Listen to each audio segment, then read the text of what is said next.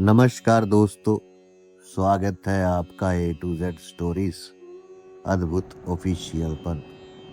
साधु संत फकीर गुरु रहबरों की सदा ही जय जयकार।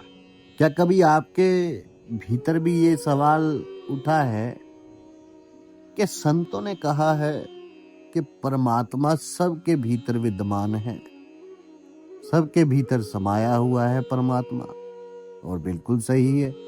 अब बात यह है कि परमात्मा अगर सबके भीतर समाया हुआ है तो कोई गरीब क्यों है और दूसरा अमीर क्यों है? कहीं कुत्ते गाड़ी में घूम रहे हैं और कहीं ऐसे भी इंसान है जिन्हें 2 वक्त की रोटी नसीब नहीं होती। क्या ऐसा सवाल उठा है आपके भीतर भी? और प्रश्न भी बिल्कुल वाजिब है। इसके साथ ही साथ जो है एक सवाल और उठता है कि ये आत्मा और परमात्मा एक ही है। आत्मा और परमात्मा एक ही है तो हमें अनुभव क्यों नहीं होता? यदि हम ये शरीर नहीं है, आत्मा है, तो हमें अनुभव क्यों नहीं होता? तो ये प्रश्न जो है कि आखिर ये आत्मा क्या है? कि देखिए, संतों ने कह दिया कि परमात्मा का अंश है, लेकिन यदि ये शरीर है और शरीर की ये उंगली है तो हमें पता है उंगली है, ऐसी है, लेकिन वो आत्मा कैसी? क्या आत्मा एक ही प्रकार की होती है या आत्माएं भी अलग अलग प्रकार की होती है? आत्मा एक है कि ढेर सारी है? आत्मा एक है कि ढेर सारी है, ये प्रश्न है। अब ये सभी जो प्रश्न है, आज हम इन्हीं प्रश्नों के ऊपर चर्चा करेंगे, एक एक प्रश्न को लेकर। तो सबसे पहली चीज तो ये होती है कि जो हम अपने आप को सोचते हैं कि हम आत्मा है, तो आत्मा क्या चीज? सबसे पहले तो अपने आप को सोचते हैं ये शरीर। अब किसी ने आपको ज्ञान दिया तो आपने कहा कि ठीक है, हम शरीर नहीं है, हम आत्मा है। लेकिन अब हम कैसे जाने कि हम आत्मा है? तो यहाँ पर साधु जी, आप इस प्रकार से जानिए कि जो आप नहीं हो उसको त्याग दो, और जो आप फिर बाद में रह जाओगे वो वास्तव में आप हो। अब जिस प्रकार मान लीजिए कि बल्ब है, बल्ब की रोशनी आ रही है, बल्ब की रोशनी आ रही है, तो ये बल्ब की रोशनी आ क्यों रही? कैसे आ रही? एक एक चीज, पहले बल्ब का ऊपर का ढक्कन उतारेंगे, फिर उसके भीतर देखेंगे कि जो चीज जल रही है, जो रोशनी दे रही है, वो किस कारण दे रही है। एक एक चीज को आप देखते जाएंगे, परत दर परत। जब आप उसका अनुभव करते जाएंगे, उसका अनुसंधान करते जाएंगे, देखिए, जब आप उसका निरीक्षण करेंगे तब आप जान पाएंगे कि वास्तव में इस बल्ब में कोई भी चीज ऐसी नहीं है जो रोशनी दे रही है। तो रोशनी किस वजह से? रोशनी है उस बिजली की वजह से, जो बिजली इस बल्ब में आ रही है। उस बिजली की वजह से पंखा चलता है, उसी बिजली की वजह से बल्ब रोशनी देता है, उसी बिजली की वजह से ही फ्रिज चीजों को ठंडा करता है, बिजली की वजह से ही जो है एसी चलता है, कूलर चलते हैं। तो जो भी चीजें हैं सब बिजली की वजह से ही चल रहे हैं। तो उस ऊर्जा के बिना तो कुछ हो ही नहीं सकता। फिर चाहे ये पंखा हो, बल्ब हो, फ्रिज हो, ये सब बेकार है, डेड है। वो बिजली चाहे तो बल्ब को फ्यूज भी कर सकती है, वो बिजली चाहे तो बल्ब को अच्छे से चला भी सकती है। पंखा है, पंखे को वो जला भी सकती है और पंखे को अच्छे से चला भी सकती है। सब कुछ उस बिजली के ऊपर निर्भर करता है, तो पंखे पे तो कुछ निर्भर नहीं करता। इसी प्रकार ये जो शरीर है, इस शरीर के भीतर वे आत्मा रूपी बिजली है। उस आत्मा की वजह से ही ये शरीर चलायमान होता है। बिना उस आत्मा के शरीर चलायमान नहीं होता। अब बात आती है सबसे पहले कि आखिर वे आत्मा जिसे हम कह रहे हैं बार बार, वे चीज क्या है? तो आत्मा सबसे पहले तो ये जानिए कि कितने प्रकार की, फिर आप समझ पाओगे कि आत्मा चीज क्या है। कहने के लिए जो संतों ने कहा है, लोगों को समझाने के लिए, हालांकि उसका बयान नहीं किया जा सकता। कैसे नहीं किया जा सकता? अब संतों ने कह दिया कि जी आप आत्मा हो, आपने मान लिया, ठीक है जी हम आत्मा है। संतों ने आपको आत्मा के सारे रहस्य, सारे गुण भेद सब बता दिए, आपने मान लिया हाँ जी आत्मा ऐसी होती है और होती होगी, तो हम मान लेते हैं, क्योंकि आपने तो देखा नहीं, अनुभव किया नहीं कि ये आत्मा है। अब आत्मा का अनुभव आपने किया क्या? नहीं किया ना। आपको इतना ज्ञान दिया, लेकिन क्या उससे आपको आत्मा का अनुभव हुआ? नहीं हुआ। क्यों नहीं हुआ? क्योंकि आत्मा एक ऐसी चीज है जिसको सिर्फ आप स्वयं अनुभव कर सकते हो, कोई दूसरा आपको उसका अनुभव बताकर नहीं कर सकता, शब्दों से नहीं कराया जा सकता। फिर भी संतों ने उसको समझाने का प्रयास किया और बार बार ये कहा कि भाई जैसे गूंगा जो होता है, गूंगा गुड़ खा लेता है तो वे बता नहीं सकता, बस यही हाल है इस जीव का भी, कि जिसने उस आत्मा को जान लिया वो फिर उसका बयान नहीं कर सकता। अब गूंगे ने गुड़ खा लिया, आपको वो बयान नहीं कर सकता कि वो कैसा है, क्योंकि गूंगा है। तो इसी प्रकार इस जीव का भी हाल है, जिसने उस आत्मा को जान लिया वो फिर उसका बयान नहीं कर सकता, उसके स्वरूप का वर्णन नहीं कर सकता। आप देखते होंगे कि संसार में लोग क्या करते हैं कि भगवान ऐसा है जी, भगवान का ये नाम है, ये परमात्मा का सही नाम है, ये उसका नाम है, परमात्मा इस आकार का है, आकार भी खोज लिया भगवान का। तो वेद कहते हैं हमें उसका भेद ही नहीं पाया, वेद कहते हैं हमने तो उसका भेद नहीं पाया, और लोग कहते हैं कि हमने उसका आकार जान लिया। तो सदगुरु कबीर जी महाराज साहब भी फिर प्रश्न पूछ देते हैं कि अरे भाई तुमने जान लिया तो बताओ, बताओ दर कहो दरवेशा बादशाह है, कि कौन स्वरूपा कौन सो भेसा, किस भेष में है, कैसे रंग के वस्त्र पहने बताओ।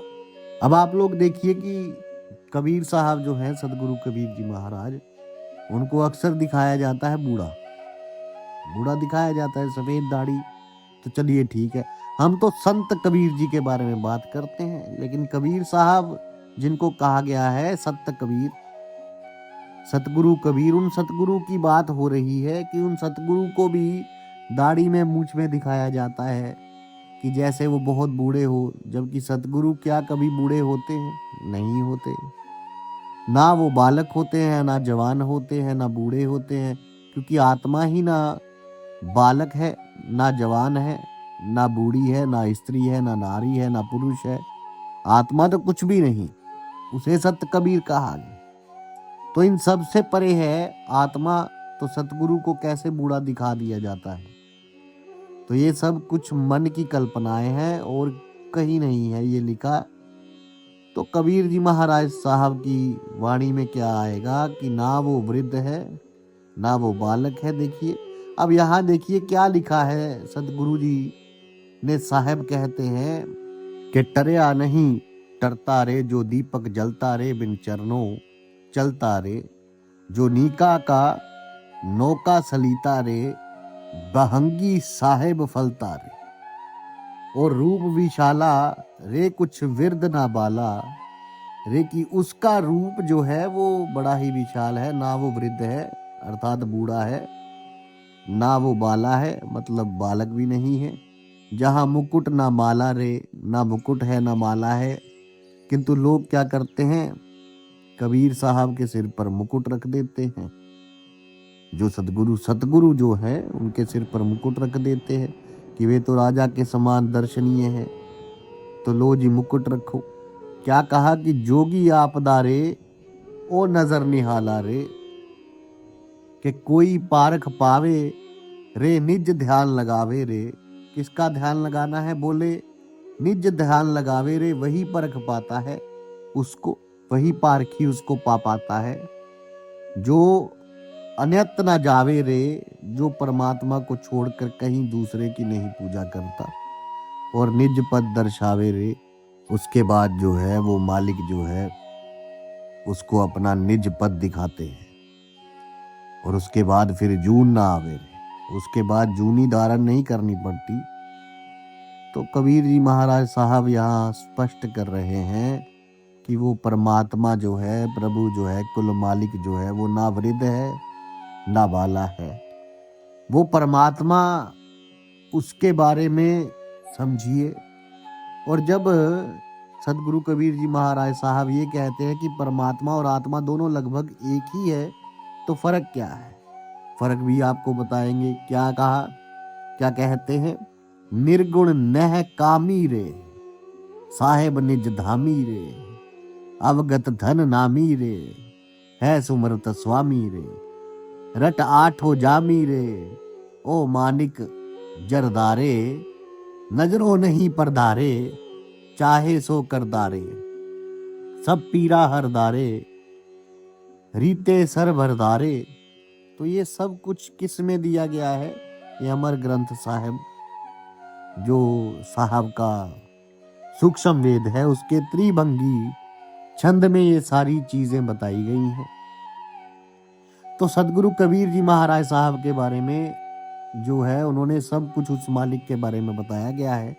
तो इसलिए जो लोग ये कहते हैं नहीं जी परमात्मा ऐसा है वैसा है, यहाँ पर कबीर जी महाराज साहब ने सब कुछ बता दिया कि उसको वास्तव में ना तो पूर्ण रूप से बताया जा सकता है और ना ही उसको पूर्ण रूप से छुपाया जा सकता है।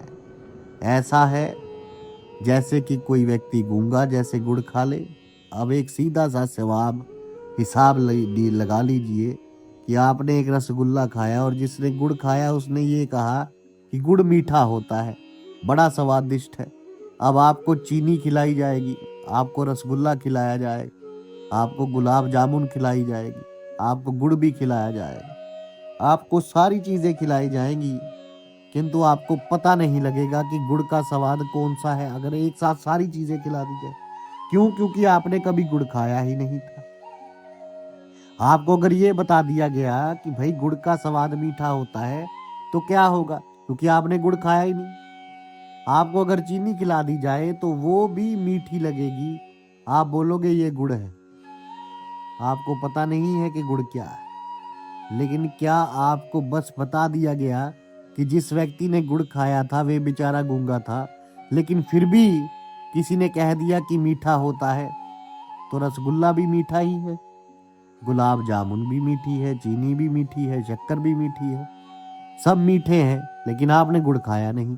तो मीठा तो सब कुछ है, लेकिन एक चीज और कि सबके स्वाद में फर्क है। तो जिसने वो चीज खाई है उसका अनुभव उसे करना पड़ता है साधु जी। तो जब आप गुड़ को खाओगे तभी आपको पता लगेगा, अच्छा गुड़ का स्वाद ऐसा होता है। मीठा तो है लेकिन उसका एक अलग ही स्वाद है।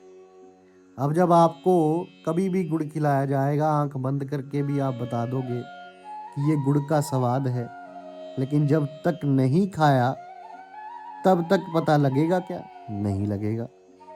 चाहे लोग कितना ही कहते रहे अरे गुड़ मीठा होता है, गुड़ बड़ा मीठा होता है, बड़ा अच्छा होता है, आपको फिर भी नहीं पता लगेगा। यदि आपको जो है बिना बताए वो गुड़ खिला दिया जाए तो भी आप ये नहीं बता पाओगे कि ये गुड़ था, क्योंकि उससे पहले आपने कभी गुड़ खाया ही ना था, आपने उसका अनुभव किया ही नहीं था। तो ठीक इसी प्रकार आपको जो आत्मा का अनुभव नहीं हुआ, इसलिए कोई भी आपको कहता है कि आत्मा ऐसी है वैसी है और आप मान लेते हैं। अब आत्मा वास्तव में है क्या, ये प्रश्न बड़ा गहरा है। तो इसका उत्तर सुनिए। आत्मा और परमात्मा में कोई भेद नहीं है। आत्मा और परमात्मा के स्वरूप में कोई भेद नहीं है। स्वरूप में तो भेद किस में है? भेद है गुणों में, भेद है विकार में।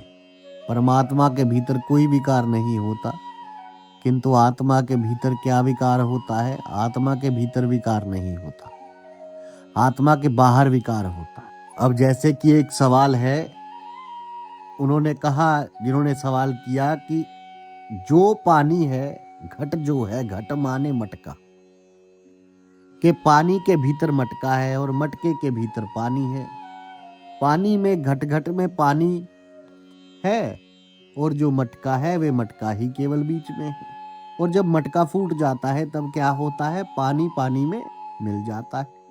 तो जो भीतर का पानी था और बाहर का पानी था, तो दोनों ही पानी, लेकिन दोनों में फर्क क्या आया? दोनों में फर्क ये आया कि जो भीतर का पानी था वह मटके से चारों तरफ से घिरा हुआ था, उसके बाहर जो है मटके का एक आकार था, इसलिए वो भी जो है मठाकार हो गया। घट है तो घटाकार हो गया, तो इस प्रकार से आकार उसका आ गया, क्योंकि उसके बाहर आकार है। और वो आकार क्या है? वो आकार ही विकार है। जैसे एक मनुष्य का उदाहरण दे तो आपको जो है समझ में आएगा। मान लीजिए कि एक व्यक्ति जो है बैठा है, अब आपने उसको चश्मा लगा दिया, अब लाल चश्मा लगाया, अब चश्मा नहीं देखता है, चश्मे को नहीं पता कि वे देख रहा है, लेकिन जो व्यक्ति को पता है कि वे देख रहा है। अब व्यक्ति ने चश्मा लगाया, अब वो इधर उधर देखता है, उसने लाल चश्मा लगाया तो सब कुछ उसको लाल लाल दिखना शुरू हो गया। जिसने हरा लगाया तो उसको हरा हरा दिखना शुरू हो गया। तो इससे क्या हुआ? उस व्यक्ति के भीतर विकार आया। जो व्यक्ति था उसमें कोई विकार नहीं आया। तो विकार किसके भीतर आया? विकार वो चश्मा है, उस चश्मे का रंग है। तो ठीक इसी प्रकार जो है आत्मा है वो शाश्वत है, वो व्यक्ति जो है वो शाश्वत है, लेकिन उसके ऊपर जो ये पर्दा पड़ा हुआ है शरीर का, ये शरीर विकारी है। ये शरीर नष्ट होता है, ये शरीर जन्म लेता है, ये शरीर ही मरता है। तो ये शरीर बच्चा बूढ़ा सब कुछ होता है। तो सब कुछ ये शरीर हो रहा है, वो व्यक्ति नहीं हो रहा। जैसे चश्मा जो है चाहे लाल का हो चाहे हरे का हो, जैसा होगा वैसा ही दिखाता है वो, लेकिन उस व्यक्ति की आंखें लाल या हरी नहीं हो रही, और ना ही जिस चीज को वो देख रहा है वे लाल हरा है, वे भी जैसा है बस वैसा है। तो बीच में क्या है? पर्दा है, विकार है। और ये विकार क्या चीज है? ये है आपके कर्म और आपकी जो सोच है। तो यहाँ पर हम उम्मीद करते हैं कि यहाँ तक का जो सफर है आज का, वो तो आपको समझ आया होगा। अब इसके बाद आता है आत्मा किसको बोलते? आत्मा किसको बोला गया है? तो आत्मा एक तो हो गई जो परमात्मा का ही अंश है। ईश्वर अंश जीव अविनाशी, चेतन सहज सकल सुख राशि। कबीर जी महाराज साहब कहते हैं आत्मा परमात्मा एक, नूर जहूर। आत्मा और परमात्मा एक, नूर जहूर एक ही है। चाहे वे दृश्य दिखाई दे रहा है, जहूर जो दिख जाए प्रकट हो जाए, ठीक है। नूर अर्थात जो नूर रूपी है, जैसे प्रकाश है, आपको रोशनी दिखाई दे रही है किंतु प्रकाश आता हुआ नहीं दिखाई दे रहा कि ये आ गया प्रकाश, नहीं दिखेगा आपको। कहते हैं प्रकाश सफेद है, वो सफेद प्रकाश भी आपको आता हुआ नहीं दिखेगा। तो आपको क्या दिखता है? आपको केवल वस्तुएं दिखाई देती है। इसी प्रकार वो परमात्मा जो है वो दिखता नहीं है, किंतु ज़हूर का मतलब है दिखना। और दिखता वो किस रूप में है? दिखता वो संसार के रूप में, स्थूल रूप में उसे रूप धारण करना पड़ता है, तब वो दिखता है। जैसे कहा गया है ना, रह मन इस संसार में सबसे मिलिए धाए, ना जाने किस भेष में तो है नारायण मिल जाए। और वो रूप धारता है, लेकिन वो रूप वो धारणा करता है, वो रूप उसका है नहीं, वो धारण करता है। ये भी बात है। अब इसी तरह आत्मा का जो रूप है, जो स्वरूप है, वो धारण करती है। वो आत्मा का स्वरूप ऐसा नहीं है, नर जैसा नहीं है। मान लीजिए कि एक व्यक्ति के भीतर जो आत्मा है, अगर ये किसी गधे, घोड़े, खच्चर, कुत्ते, बिल्ली में चली गई तो क्या उसके भीतर इंसान रूप में बैठेगी क्या? अब अगर इंसान है तो उसके तो हाथ पैर है, पंख तो है नहीं। तो अगर यही व्यक्ति की आत्मा हाथ पैर लेकर अगर जाएगी किसी कीड़े के भीतर, उड़ने वाले कीड़े के भीतर, जुगनू के भीतर, तो बताइए पंख कहाँ से आए? आत्मा के पंख तो नहीं है। क्या कहीं दिख रहे हैं पंख? तो इसलिए जो लोग कहते हैं आत्मा का स्वरूप निराकार है, वो भी गलत कहते हैं। एक बार गए थे सतलोक आश्रम, वहां पर बैठ के ये चर्चा हुई। लोग नमस्कार करके अपने पोथे उठाकर लेकर भाग गए, लेकिन प्रश्न का उत्तर नहीं दे पाए। वे चाहते थे कि उस चीज को स्वीकार करें हम जिसका कोई प्रमाण नहीं, जिसका कोई अनुभव नहीं। वे पोथियों की बातें करते हैं और कबीर साहब का ज्ञान जो है वो अनुभव की बात कर रहा है, और हम भी यहाँ अनुभव की बात कर रहे हैं। तो अनुभव के सामने पोथियां नहीं टिक सकती, क्योंकि सतगुरु कबीर जी महाराज साहब कहते हैं ना कि मैं कहता आखन की देखी और तू कहता कागज की लेखी, मैं कहता सुलझावन हारी तू राखो उलझाई, रे तो तेरा मेरा मनवा एक कैसे भाई, एक कैसे होगा। तुम कागजों की लेखी बताते हो, मैं अनुभव की बात करता हूं, तो अब अनुभव क्या बताता है? अनुभव के बारे में ही गुरु ग्रंथ साहब में आया है। क्या कहते हैं कि राम रहीम पुराण कुरान अनेक के हो मत एक न माने, सिमरत शास्त्र भेद सबे बहु भेद के हो हम एक न माने। कि वो जो लिखा हुआ है वो तो बहुत कुछ लिखा हुआ है, लेकिन हमने जो अनुभव किया हम तो वही मानेंगे। तो अनुभव ये बताता है कि आत्मा दो प्रकार की होती है। आप चौंकेंगे, आत्मा के भी प्रकार होते हैं। बिल्कुल, आत्मा दो प्रकार की होती है। आत्मा दो प्रकार की कैसे होती है? आत्मा एक शाश्वत, एक है शाश्वत जो है, और दूसरी आत्मा वो है जो वास्तव में है ही नहीं, किंतु आप कहते हैं कि वो है। दूसरी आत्मा वो है जिसे आप मानते हैं कि ये है। वो आत्मा कौन सी है? वो आत्मा जिसे आप आत्मा कहते हैं ना, वो वास्तव में आत्मा नहीं, वो आपका अंतकरण है। पहली आत्मा तो वो है जो परमात्मा का ही अंग है, सोहंग जिसे कहा गया, और दूसरी आत्मा वो है जो वास्तव में है अंतकरण, किंतु आप उसे आत्मा मानते हैं। जो आप कहते हैं ना कि मैं 24 घंटे जो मैं करता रहते हैं, आपसे पूछा जाए क्या आप शरीर हैं? आप बोलेंगे नहीं, ये मैं नहीं हूँ। फिर आप बोलेंगे आप कौन है? क्या मन हो? बोले नहीं, मैं मन नहीं हूँ। मैं क्या हूँ? आत्मा हूँ। लेकिन उस आत्मा का आपको अनुभव नहीं होता। कभी आपको अपने अंतकरण का अनुभव होता है क्या?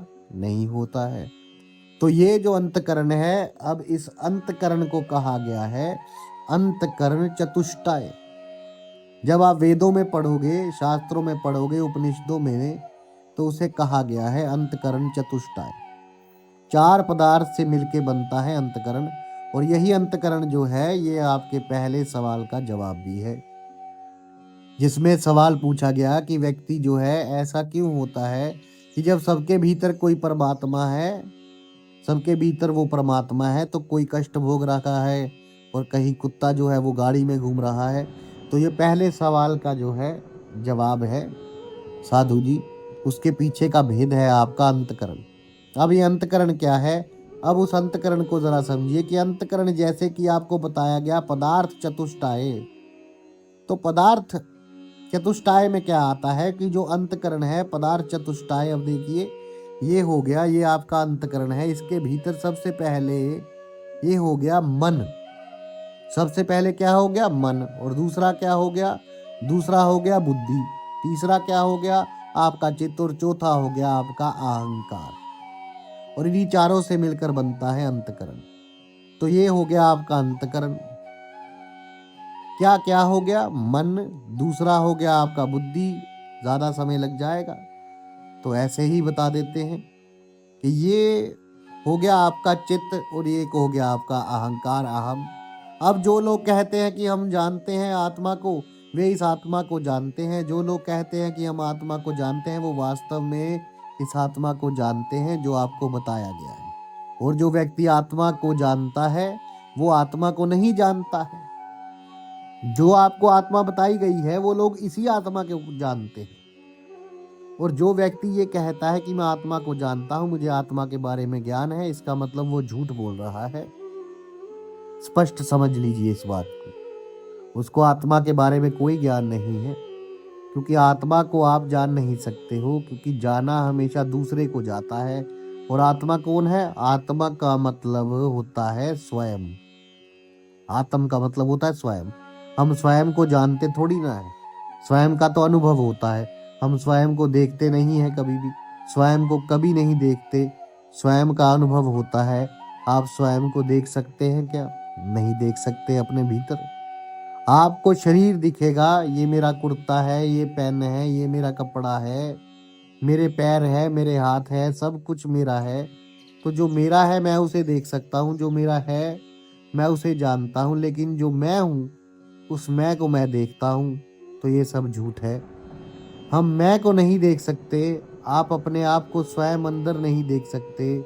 और यही कारण है कि जो व्यक्ति सपना देखता है वे कभी भी स्वयं को नहीं देख पाता। कभी जानता है क्या सपना देखने वाला कि वास्तव में मैं कौन हूँ? ये सपना देखने वाला कौन है वो नहीं जानता है। तो साधु जी, जिसे आप आत्मा सोचते हैं और जिसे बड़े बड़े जो ज्ञानी मुनि ये कहते हैं कि हमने आत्मा को जान लिया, वो नहीं जानते। वास्तव में इसको जानते हैं जिसकी हमने बात की, वो इस अंतकरण को जानते हैं, जिसे कहा जाता है मन, बुद्धि, चित्त और अहंकार। इन चार के समावेश से जो बनता है इसे कहा जाता है अंतकरण चतुष्टाय, या इसी को चतुष्टाय पदार्थ, चतुष्टाय भी बोला जाता है। चार पदार्थ। अब इस चीज को समझिए कि जो चार पदार्थ हैं वे चार पदार्थ एक तो ये हो गए, ये चार पदार्थ जिसे आपका चित्त स्वरूप भी कहा जाता है। अंतकरण ये क्या चीज है? इस अंतकरण को समझिए जिसे कि आप अपनी आत्मा मानकर भूल किए हुए हैं, क्योंकि आप इसे ही आत्मा कहते रहते हैं। और यही है जो सुख और दुख को भोगता है, यही है जो सुख और दुख को भोगने का कारण है। दोनों का भेद समझाएंगे आज आत्माओं का। ये पहली आत्मा है जिसे आप जानते हैं। दूसरी आत्मा कौन है? दूसरी आत्मा वो है जो इसे जानती है, वो साक्षी भाव में है, वो इसको भी जानती है। वो दूसरी आत्मा क्योंकि वो स्वयं परमात्मा का ही अंग है। जैसे कि आप सपना देखते हैं, सपने वाला व्यक्ति आपको नहीं जानता कि आप सपना देख रहे हैं, लेकिन आप अपने उस सपने में हो रहे एक एक घटना को जानते हो। आप उस सपने में आने वाले एक एक व्यक्ति को जानते हो, एक एक को जानते हो। ठीक इसी प्रकार ये जो अंतकरण चतुष्टाय है, इस अंतकरण को नहीं पता आत्मा कौन है, लेकिन उस आत्मा को पता है कि ये अंतकरण ये कौन है। इसलिए आप नहीं जान पाते, आत्मा का अनुभव नहीं कर पाते। सबके भीतर आत्मा है, लेकिन आप आत्मा का अनुभव नहीं कर पाते। क्यों नहीं कर पाते? क्योंकि आप इसे आत्मा समझे हुए हैं। तो चलिए अब आती है अगली बात ही। चार पदार्थ जैसे कि बताया, एक है मन जिसका हमेशा काम होता है विचार करना, एक है बुद्धि जिसका काम होता है तर्क करना, एक है इसमें चित्त जिसका काम होता है चेतनता, और उसके बाद चौथा है अहंकार जिसका काम होता है मैं भाव को पैदा करना। और इन्हीं के बलबूते पर इस सारे अज्ञान का जो पर्दा आपके आगे पड़ा हुआ है, ये सब कुछ अज्ञान का पर्दा है। आत्मा के आगे यही अज्ञान का पर्दा है। जैसे एक चश्मा लगा दिया जाता है ना आपके आगे, एक इस आंख पे, एक इस आंख पे, मान लो एक इस आंख पे लगा दिया, एक दूसरी पे लगा दिया, तो ठीक है। तो अभी आपकी तो दो ही आंखें, तो आपने दो चश्मे लगा दिए, मतलब एक इधर लगा दिया, एक इधर लगा दिया। लाल लगा दिया तो लाल दिख रहा है, हरा लगा दिया तो हरा दिख रहा है। एक पे हरा एक पे लाल दिखा दिया, तो कहीं हरा दिखेगा कहीं लाल दिखेगा, है कि नहीं? आप बताइए। तो फिर इसका क्या खेल है? इसका खेल ये है कि ये जो चार चश्मे हैं, ये चारों चश्मे हैं जो कि आत्मा के आगे रख दिए गए। अब आत्मा में विकार आया क्या? नहीं आया। अब मान लीजिए पंखा है, पंखे में बिजली आई, लाइट में बिजली है जो बल्ब है, बल्ब में बिजली आई, फ्रिज में बिजली आई, ठीक है जी। ध्यान से इसको जरा गौर से समझिएगा इस उदाहरण को। जब बल्ब के भीतर बिजली आती है तो बल्ब जलता है ना, और वही बल्ब फिर फ्यूज भी हो जाता है। तो जल कौन रहा था? बल्ब। फ्यूज कौन हुआ? बल्ब। क्या बल्ब के फ्यूज होने से जो बिजली है वो फ्यूज हो जाती है? क्या बताइए? बिजली तो फ्यूज नहीं होती, बल्ब फ्यूज होता है। पंखा है, पंखे से चलने से हवा आती है, तो क्या ये हवा उस बिजली को भी आती? बिजली को भी लगती है। बिजली को तो हवा नहीं लगती। पंखा जल गया तो बिजली नहीं जलती है। फ्रिज ठंडा करता है, ऐसा ठंडा करता है, एसी ठंडा करता है, किंतु बिजली तो ठंडी नहीं होती, बिजली तो वैसी की वैसी है जो पीछे से आ रही है कि नहीं? तो भेद समझ रहे हैं आप कि जो विकार है वो विकार किस में आ रहा है? वो विकार आ रहे हैं यंत्र में, उसमें नहीं आ रहे जिसके कारण पंखा चल रहा है, जिसके कारण बल्ब जल रहा है, जिसके कारण फ्रिज चल रहा है, एसी चल रहा है। उस बिजली में कोई विकार नहीं आया। उसके आगे आपने एसी रख दिया, उसने वो चला दिया, टीवी रख दिया, वो चल गया। जो उसके आगे रखा उसने तो बस वही देख लिया, वो साक्षी भाव में है, वो तो सिर्फ देख रही है, तमाशा खेल देख रही है। उसका काम है चेतनता पैदा करना। जो जड़ है, जो उसके सामने रखा गया, उसमें चेतनता पैदा करना। आपके आगे जैसे चश्मा लगा दिया, आपका काम है आपकी आंखों का देखना, तो आपने सिर्फ देखा लाल लगाया, उसमें से भी देखा हरा लगाया, तो उसमें से भी देखा। इसी प्रकार आत्मा आपको चेतनता प्रदान करती है और चेतनता ही रहती है। अब बात आती है इनकी कि जो मन है, मन के भीतर जितनी चिंतन होता है वे सब किसके कारण है? परमात्मा के कारण, मतलब जो आत्मा है उसके कारण। अभी हम परमात्मा की बात ही नहीं करेंगे, हम सिर्फ आत्मा की बात करेंगे। तो मन के कारण सारे चिंतन होता है, सारे विचार होते हैं। चित्त के कारण ये हमारा चेतनता का जो स्वरूप है, ये वो है चित्त स्वरूप, यानी जिसके कारण चेतना है। इसी के कारण ही हम मन को चेतन समझते हैं। वास्तव में तो मन जड़ है, मन की तो कोई सत्ता ही नहीं है। इसके बाद फिर अहंकार, मैं जो अहंकार है, ये जो मैं है, ये भी सब कुछ आत्मा के कारण ही अहम पैदा होता है। आत्मा के कारण विकार, तो ये खुद है विकार, ये है। आत्मा में कोई विकार नहीं आया। तो यहाँ पर सतगुरु कबीर जी महाराज साहब क्या कहते हैं? आत्म परमात्म, आत्मा और परमात्मा एक नूर जहूर, बीच में झाई कर्म की, झाई माने पर्दा, पर्दा बीच कर झाई कर्म की, ताते लागे दूर। बीच में कर्म का पर्दा लग गया, इसलिए वो अलग लगता है और हम अलग लगते हैं कि आत्मा अलग है, परमात्मा अलग है। कैसे पर्दा पड़ा गया? जैसे कि आप खड़े हो बीच में, आपके आगे चश्मा लगा दिया गया या कोई एक कांच लगा दिया गया हरा, आप इधर देख रहे हो, अरे यहाँ तो सब कुछ सफेद है, और उधर देख रहे हो, बोले उधर में सब कुछ हरा है। यानी एक आंख पे हरा चश्मा लगा दिया तो आप उधर से देखोगे तो हरा दिखेगा, एक हाथ पे लाल दिखा दिया लाल दिखेगा। तो क्या लग रहा है कि उधर में हरा है और इधर में सफेद है या लाल है? दोनों में फर्क है। ये दोनों का फर्क किसके कारण है? जो बीच में पर्दा लगा, बीच में कांच लगा, और उसके रंग के कारण। तो विकार किसके भीतर है? आपके भीतर है या उस शीशे के भीतर है?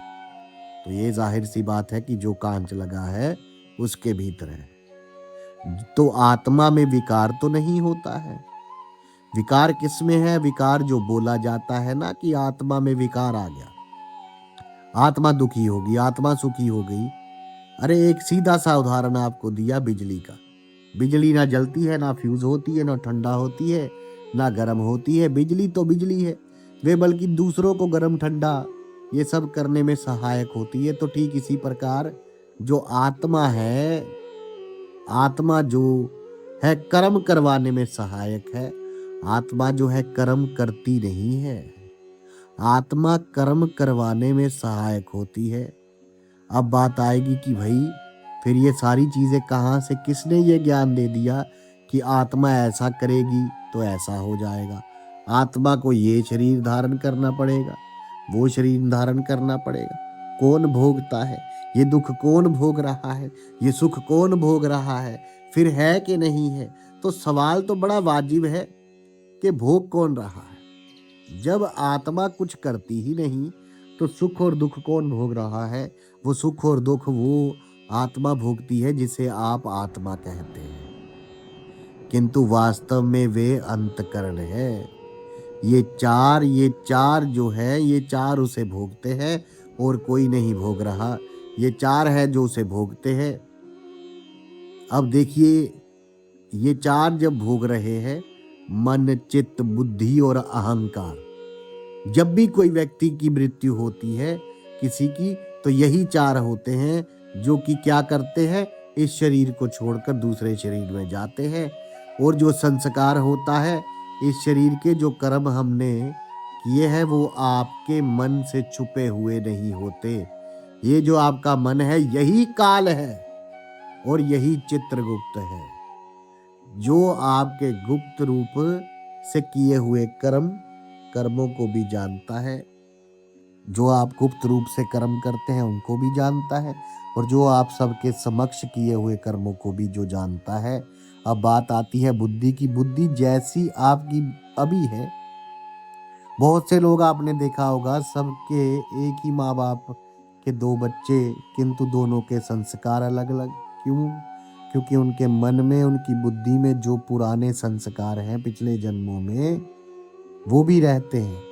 उसके बाद अहम भाव यानी कि अहंकार, मैंपन, ये जो मैंपन है ये हमेशा रहता है। और इसके बाद है चित्त यानी कि चेतनता, क्योंकि जब तक ये चित्त स्वरूप नहीं होगा तब तक ये मन किसी चीज का अनुभव नहीं करेगा। मन करता है विचार, तो ये सारी चीजें क्या करेंगी, ये सारी चीजें अनुभव करती हैं।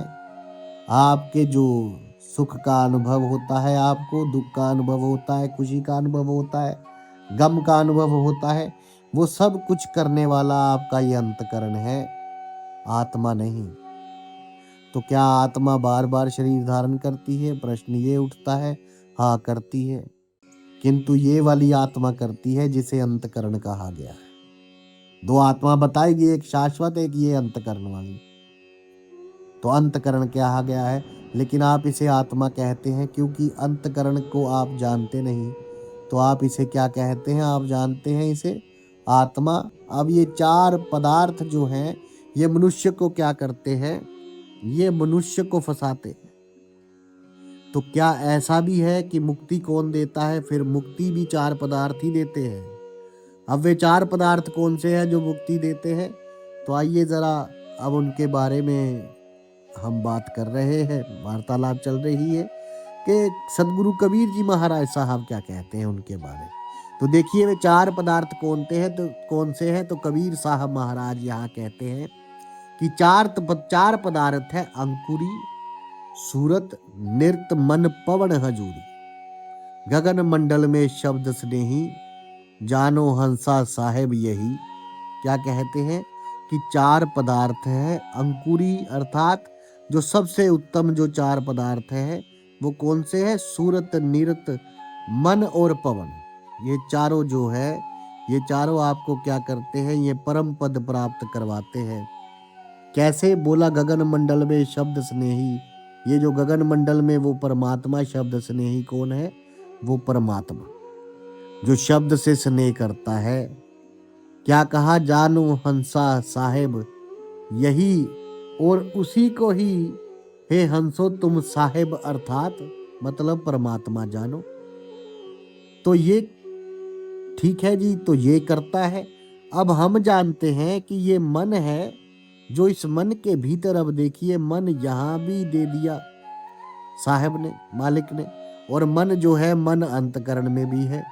तो दोनों में ये मन क्या काम करता है, क्या कार्य करता है? तो अब दोनों के भीतर काम क्या करेगा वो भी आपको बताते हैं। दूसरा एक जगह, और यही फिर एक जगह, दूसरा दूसरी जगह, और यही फिर बता रखा है कि चार पदार्थ उर माने हृदय, चार पदार्थ उर में जोवे, सुरत, नृत, मन, पवन समोवे, शील, संतोष, विवेक, बयाना, दया, धर्म, जिनाऊ में आना। कि ध्यान से इसको समझिए, ये सतगुरु जी ने जो है कर्म बताया। सतगुरु जो है सलाह कर्म बतावे, अगम द्वीप ले जावे, यानी कि सलाह अर्थात शुद्ध। वो जो सलाह रिश्तेदार वाला सलाह नहीं है यहाँ पर, ये शुद्ध। तो शुद्ध कर्म क्या है कि चार पदार्थ जो है उसको अपने हृदय में धारण करो। पहली चीज कौन सी है? ये है सुरत, निरत, मन और पवन। इनको अपने हृदय से धारण कीजिए। दूसरी चीज क्या है? आपके हृदय में क्या होना चाहिए? शील भाव, संतोष भाव, विवेक होना चाहिए। शील भाव, संतोष और विवेक और बयाना मतलब जो ज्ञान है, और उसके बाद बयाना। ज्ञान कैसे हुआ? बयाना का मतलब जो साहब की वाणी बयान करी गई है वही है यहाँ पर बयान। बयान अर्थात जो सदगुरु कबीर जी महाराज साहब का जो बताया हुआ ज्ञान है, उनका जो बयान है। और क्या कह दिया? धर्म जिन उम्याना, और जिसके हृदय में धर्म और दया आता है, ये सारे जिसके भीतर है वही आगे जा सकता है। तो यहाँ पर मन जो है, मन फंसाने का भी कार्य कर रहा है और मन आपका उद्धार का भी कार्य कर रहा है। तो मन जो है वो आपको जो है बंधन का कारण भी है और मन ही आपकी मुक्ति का कारण भी है। इसलिए कबीर जी महाराज साहब ने कहा था कि मन के हारे हार है और मन के जीते जीत, सहजे सब विधि पाइए या मन ही की प्रतीत। सब कुछ प्राप्त होगा किसके द्वारा? मन की प्रतीत के द्वारा। मन की प्रीत, मन का लगाव जिस चीज में होगा वही चीज आपको प्राप्त हो जाएगी। तो मन के हारे हार है और मन के जीते जीत। अब यहाँ पर देखिए, लोग दो तरीके से भेद निकालते हैं। पहले क्या कि मन के हार जाने से हार होती है और मन अगर जीत जाए तो आपकी जीत होती है। लेकिन यहाँ भेद उल्टा है। यहाँ कबीर जी महाराज साहब क्या कहते हैं कि यदि आप मन से हार गए तो आपकी हार है, और यदि आपने मन को जीत लिया, मन के जीतने से नहीं, आप जब मन को जीत लेते हैं तब आपकी जीत होती है, क्योंकि मन ही तो फंसा रहा है। किंतु यही मन अगर मान लीजिए आपके वश में हो गया तो फिर आप कुछ भी प्राप्त कर सकते हैं। तो ये भेद है। अब इस चीज में तो जो चार आ गए, अब अंतकरण के बाद जो चार चीजें आपको बताई गई वे पदार्थ चतुष्टय उनको बोला जाता है। चार पदार्थ। वे चार पदार्थ कौन से थे? मन तो है ही, मन के बाद बुद्धि है, जो बुद्धि की जगह क्या आ जाएगा? अब यहाँ बुद्धि से काम नहीं लिया जाता, क्योंकि आत्म तत्व, परमात्म तत्व ये बुद्धि के द्वारा नहीं समझे जा सकते। तो यहाँ पे क्या आएगी? सूरत। ये आ गई सूरत। और अहंकार, अहंकार नहीं रखना है। अहंकार को किससे समाप्त कर दिया जाता है? अहंकार को समाप्त कर दिया जाता है पवन के द्वारा। पवन के द्वारा कैसे? ये जो श्वास से आ रही है, ये जो आ रही है, तो सत्य नाम का सुमिरन जब हम करते हैं तो क्या करते हैं कि ये पवन से ही वो कुल मालिक अंदर और वही उसी से ही बाहर। और जब वही है तो आप कहाँ हो? अहम कहाँ रहा? अहंकार कहाँ गया? तो पवन हो गई और दूसरी चीज आ गई नृत्य। नृत्य सहित को छोड़ देती, जो नृत्य यहित को छोड़ दो। अब केवल नृत्य जो है यहाँ पर रह जाएगी, नृत्य रह जाएगी। तो ये हो गई नृत्य। तो क्या ये चार पदार्थ हो गए? ये चार पदार्थ अब बन गए आपकी क्या, जो मुक्ति में सहायक है। आपको वास्तव में असली आत्मा के बारे में दर्शाएंगे, जो असली आत्मा है। तो यहाँ पर आपसे यही उम्मीद करता हूँ कि ये चीज़ें आपको जो है आज बताई गई, आपको समझ में भी आई होंगी और मालिक की कृपा से, और ये भी आपको समझ में आ गया होगा कि दोनों आत्माओं का भेद क्या है। एक शाश्वत है और एक अंतकरण वाली है। आप किसे आत्मा कहते हैं? और जब आपने इसे आत्मा कहना शुरू किया, अंतकरण को, तब संतों को फिर परमात्मा शब्द का प्रयोग करना पड़ा कि संसार तो इसे आत्मा कह रहा है। अपने भीतर के मन, बुद्धि, चित्त और अहंकार, वो इसे ही आत्मा जान रहा है। मेरी आत्मा दुखी हो गई, मेरी आत्मा सुखी हो गई। अरे दुख सुख कौन? अंतकरण अनुभव करता है, आत्मा नहीं करती। जब कभी भी आप सोते हो, सोते हुए अगर मान लो आपको सपने में कोई धन प्राप्त हो गया, आप तो सो रहे हो, क्या बाहर सपना देखने वाला व्यक्ति धन को प्राप्त कर लेता? नहीं ना। सपने का धन सपने में ही रह गया, तो धनी कौन हुआ था? उस सपने का व्यक्ति, ना कि आप। ठीक इसी प्रकार जो जन्म मृत्यु वाली जो आत्मा शरीर धारण करती है, वो ये आत्मा है। और जो दूसरी आत्मा है वे केवल और केवल आपके शरीर में चेतनता देने के लिए है। वो चेतना देती है और वास्तव में वही आप हो। आप चेतना दे रहे हो, अब इस चीज़ के बारे में जो है आप जो चेतना दे रहे हो उसके बारे में हम अगली जो हमारी यात्रा होगी उसमें बात करेंगे। साधु संत फकीर गुरु रहबरों की सदा ही जय जयकार। आप सबके भीतर बसे उस परमात्मा को मेरा प्रणाम स्वीकार कीजिए। धन्यवाद।